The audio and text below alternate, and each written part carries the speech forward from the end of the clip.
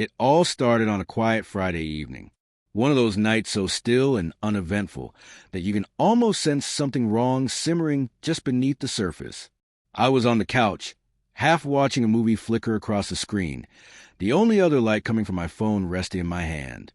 She had stepped out earlier, mentioning a late dinner with co-workers. I hadn't questioned her. Years of marriage had turned trust into habit. Yet, lately, that trust felt delicate, like a thin film stretched over cracks ready to split. At exactly 9:14 p.m., my phone vibrated. Her name appeared on the screen, followed by a single blunt message. "I'm with Jake tonight." No explanation, no softening words. Just that. I stared at it, reading it over and over. Jake, the name that had been popping up more than it should. He's just a co-worker, she had laughed before, brushing off my concerns like I was imagining things. But this message wasn't playful. It wasn't innocent. It was confident, careless, as if she believed I would just accept it. In that moment, I realized not only that something was wrong, but that she thought herself untouchable. I didn't call. I didn't respond immediately. I leaned back and let my pulse settle. Betrayal doesn't always strike like a punch. Sometimes it seeps slowly, poison dripping in until it can't be ignored. I had noticed the signs long before. Late nights, hurried showers, her phone never leaving her side, even in sleep. So when that message came, I didn't break. I smiled. Now I had confirmation. And more importantly, I had control over how her little performance would end. For a moment, I let my gaze drift across the quiet living room. The framed wedding photos. The candle she'd lit that morning. The goodbye kiss she'd given without truly looking at me. Her scent lingered on the pillow beside me, mingling with a sense of emptiness, like someone who had already emotionally packed and left. Slowly, deliberately, I typed my reply. "No problem. Tell Jake," I said. "Thanks. She's all yours now."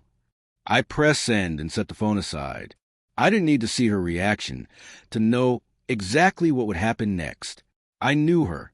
The part that thrived on admiration, control, and feeling irreplaceable wouldn't know how to react to someone who simply stopped caring. That was what I wanted her to feel. Not anger, not jealousy, but total irrelevance. Moments later, my phone started buzzing incessantly. Call after call, message after message, her name flashing repeatedly. I ignored every one, muting the sound, letting the silence consume her panic. Somewhere between her lies and her ego, she had forgotten what it felt like to truly lose. When I finally checked, there were 16 missed calls and a wave of messages. "It's not what you think. Please answer." I didn't mean it like that. Each one more desperate than the last. The same woman who had texted with confidence an hour earlier now sounded terrified, but I wasn't finished. Not by a long shot.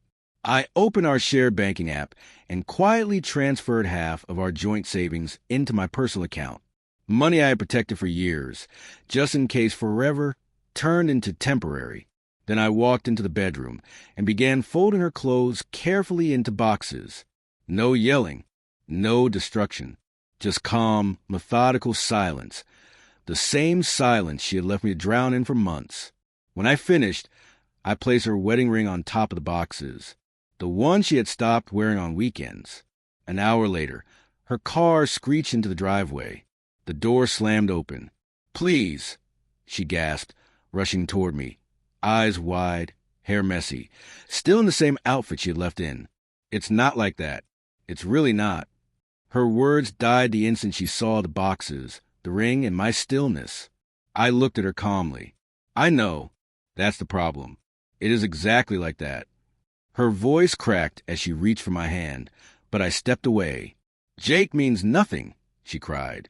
"It was just a stupid mistake." I met her gaze steadily.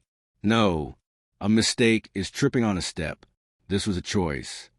She collapsed to her knees, sobbing, calling my name as if it could undo everything. But there was no power left in her voice. No charm, no spell, not anymore. I moved toward the door, paused, and glanced back at her, shaking, broken, clinging to the life she had thrown away so carelessly. "You texted me." I said quietly, "I'm with Jake tonight." You didn't realize that would be the last message you ever sent as my wife. And then I walked out. No dramatic speech. No revenge. Just silence. The kind of silence that echoes louder than any fury could. The next morning, she tried calling again. I didn't answer. I didn't need to. Her games, her flirting, her excuses, they had ended exactly as they were always meant to. She finally understood that the man she assumed would always forgive her had chosen to walk away. And that realization, that alone, was the thing she never saw coming.